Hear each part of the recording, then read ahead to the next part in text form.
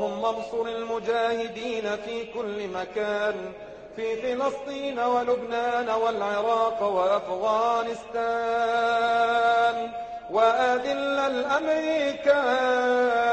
اللهم أذل الأمريكان، اللهم أذلهم يا الله، واكسر شوكتهم يا الله، وأشغلهم بأنفسهم يا الله، واجعل الدائرة تدور على دويلتهم يا الله. اللهم اكسرهم وأرنا فيهم عجائب قدرتك يا الله.